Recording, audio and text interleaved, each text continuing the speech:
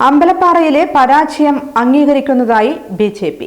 അമ്പലപ്പാറയിലെ പരാജയം അംഗീകരിക്കുന്നതിനായി ബി.ജെ.പി. മണ്ഡലം പ്രസിഡന്റ് പ്രവീൺ കാട്ടാന 3 വാർഡുകളിലാണ് ബി.ജെ.പി. അമ്പലപ്പാറയിൽ വിജയിച്ചിട്ടുള്ളത്. പ്രതിപക്ഷം എന്ന നിലയിൽ നല്ല രീതിയിൽ പ്രവർത്തിക്കുമെന്നും ജനങ്ങൾക്ക് വേണ്ട പിന്തുണ നൽകുമെന്നും പ്രവീൺ കാട്ടാന വ്യക്തമാക്കി. കഴിഞ്ഞ ത്രിതല പഞ്ചായത്ത് തിരഞ്ഞെടുപ്പിൽ അമ്പലപ്പാറ ഗ്രാമപഞ്ചായത്തിൽ ഭാരതീയ ജനതാ പാർട്ടിക്ക് കേവലം 3 സ്ഥാനാർത്ഥികളെ മാത്രമേ വിജയിപ്പിക്കാൻ സാധിച്ചിട്ടുള്ളൂ.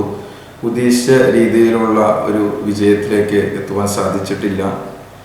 അതുകൊണ്ട് നമ്മൾ പരാജയം അംഗീകരിക്കുകയും അതോടൊപ്പം പുതിയ ഭരണസമിതിക്ക് ക്രിയാത്മകമായിട്ടുള്ളൊരു പ്രതിപക്ഷം എന്ന നിലയ്ക്ക് ഞങ്ങളുടെ ഉത്തരവാദിത്വം കൃത്യമായി നിറവേറ്റുന്നതായിരിക്കും.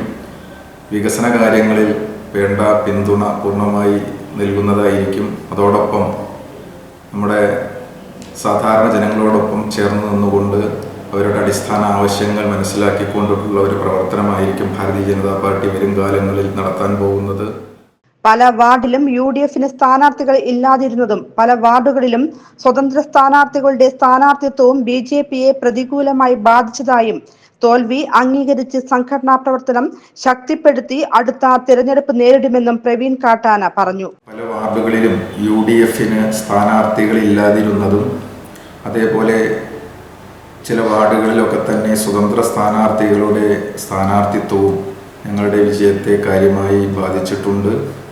എന്തുതന്നെയായാലും ഇവിടെ ഇക്കഴിഞ്ഞ പഞ്ചായത്ത് തിരഞ്ഞെടുപ്പിൽ ഉണ്ടായിട്ടുള്ള പരാജയം അത് ഞങ്ങൾ അംഗീകരിക്കുന്നു.